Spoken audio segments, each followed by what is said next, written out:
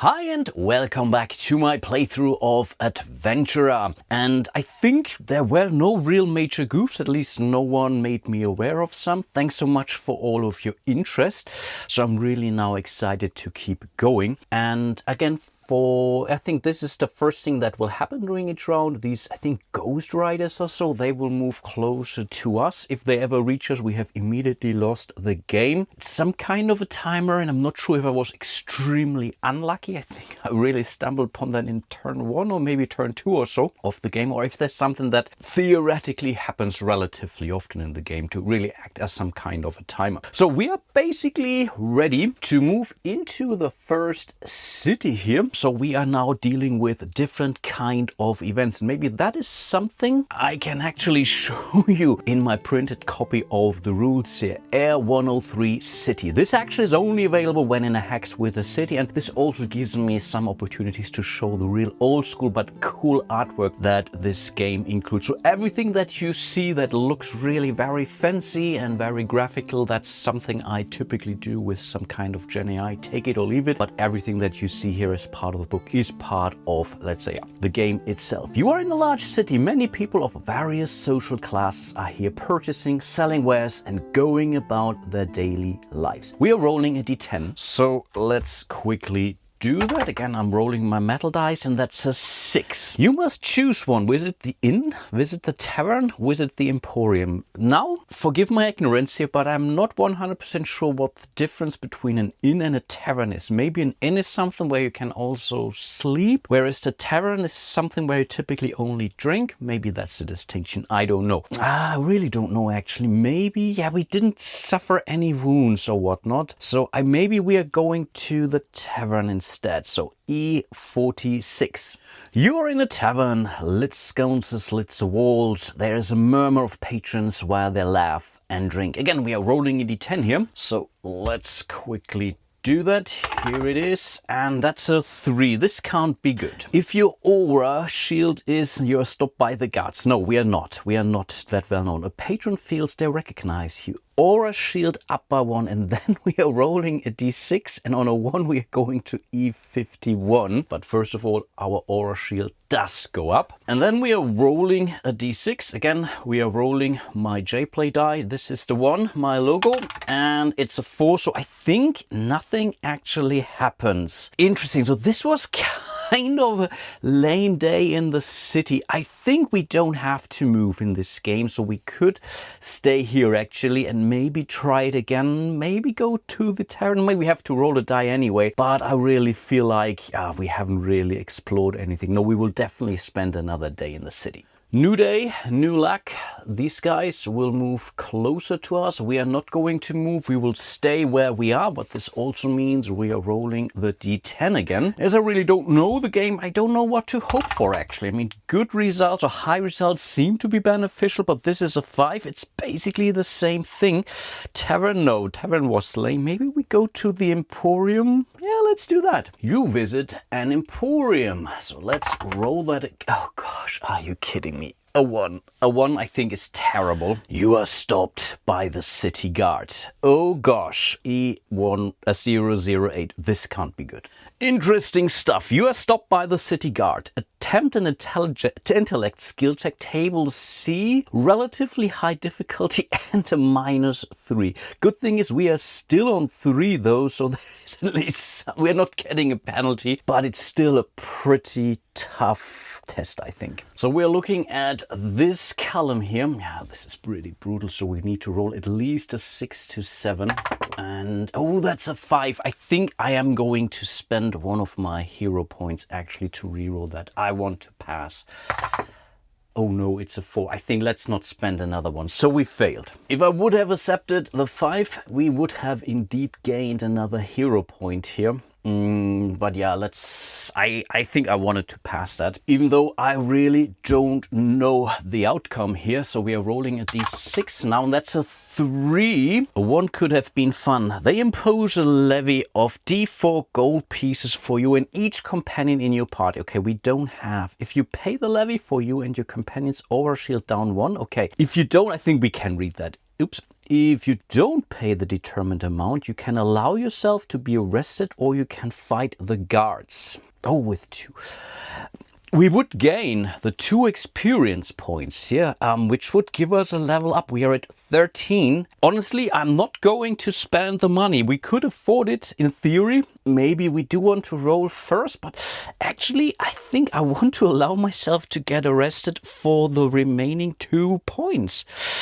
I think let's do that first. So again, we are at 15 points and 15 points allow us to level up. That is cool. I'm not sure about the order of things, if I can, let's say, first level up and then go to the next event. But I think I allow myself the immediate level up here. So we're at level 2 now. And this unlocks us the next ability, Teleport. As an action, you may spend 1 hero point to teleport. That is nice. When using Teleport, choose a direction. So we get to choose and then roll a d4 +1 and move to that many hexes. Then roll for an event. So I think this almost guarantees us that we can always escape these pesky ghost riders. Also, the problem is it always costs you a hero point to use that. And right now we only have 1 hero point. And also, as you already learned, hero points are great for rerolls, and someone like me needs those rerolls desperately. But yeah, I think we will continue reading E71. And this seems to be the role of our life. We were already here. So gosh, okay. We are rolling the d6 here and oh god, I am so terribly sorry, guys. This was an incredibly short video, but I'm not going to cheat here. Oh boy, this is so bad, but also so hilarious. You're thrown into a dungeon, roll a d6. You are beheaded. Your adventure ends here.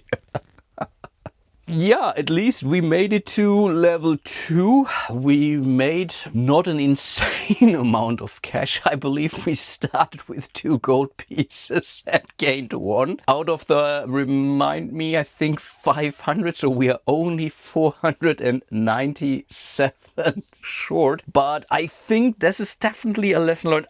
Honestly, I was expecting that this could have happened. And the next time I'm playing this, and I will definitely keep playing, in this situation, I will roll the die. So that's basically, this would have been the d4 I would have rolled. Oh, I would have rolled a 4, which ultimately means I wasn't able to afford this. Actually, of course, if I would have rolled it, whatever, 10 minutes before, I could have rolled something different. I understand that. And that's the normal career in these kind of games. So everything that Ken is throwing at me, I'm typically failing at. So this started with a Drifter, this went on with Star Drifter, and is no different to Adventurer.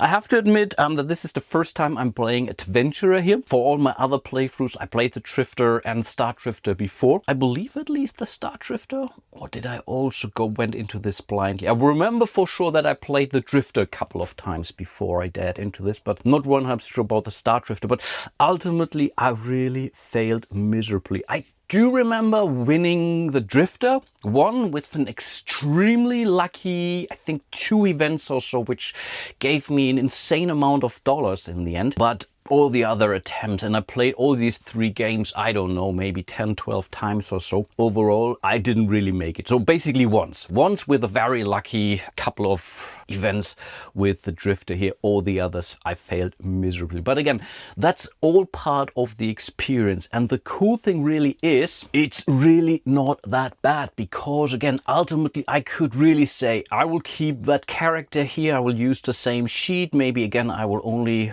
remove this 1 line from the level. I will maybe roll for the starting possessions again, and then I could immediately start over again. So there is really not a ton of investment, ton of preparations that you need to do. So when you die, you can basically start over. I say, yeah, Wizard was nice, but next time I will go with a Rogue, for example, or with, I think, a Warrior Clerics. I think let's have a quick look at some of the other class abilities. abilities, but maybe I shouldn't spoil too much. So maybe let's just look at the warrior so you can experience the game on your own. So we have a starting weapon, which is let's say a tougher one. And I'm happy that I did go through a combat during my last video. So you have also seen this part. I wasn't able to find a companion and really not an awful lot of events. But again, for me, it was hilarious. They start with a mighty blow. When you're in combat attacking with him, you may spend 1 hero point. So already with level 1 skill to attempt a mighty blow, any resulting wound level is increased by 1 wound level. Light wound becomes medium. Of course, that is amazing if you really want to get rid of. The next level where we would have been now, whenever you roll for initiative for combat, add +1 to your roll adjustment. That's an ongoing ability. So this is definitely nice. Again, hitting first could really make or break the situation. If you deal a mighty blow with your first thing, they are maybe already losing 1 or 2 physicality points. That could have been huge here. And yeah, ultimately, I think you see it up here. These are the different classes that are available: the warrior, the wizard, the cleric, the rogue, the monk, or the ranger. And this is, I think, something that is kind of fresh to Adventurer, because not just that you have this different kind of events. And again, I have received a lot of comments stating, okay, that's cool that a lot of these events are somewhat agnostic of their surroundings. So different things will happen when you are in a forest versus on a mountain field, for example. And I really must agree.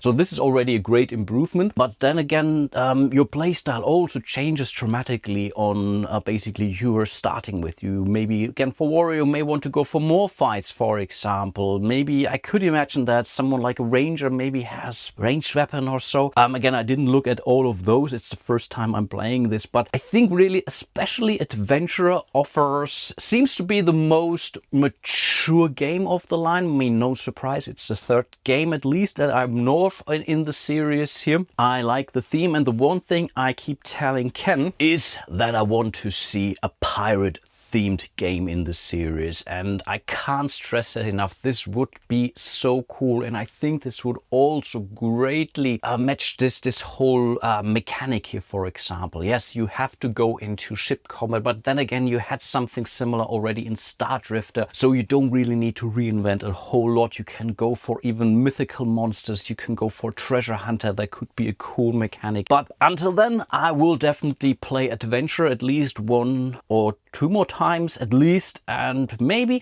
let me know if you want a rematch, maybe with a different character. I have some other things I might have to do in between, but maybe in a week or 2 weeks time I might be able to record another session of Adventure if you are really interested in that. And yeah, with that being said, and before I forget, a huge shout out to all of my patrons and channel members. You guys are truly amazing. Can't tell you how much I appreciate all your support. Go check out my Patreon, join me here on YouTube, click this little thanks button, like and subscribe, leave a comment. This also really helps the channel. Would really appreciate that a lot. And yeah, with that being said, hope to see you soon in one of my other videos. Sorry for this short series, but yeah, until then, bye bye.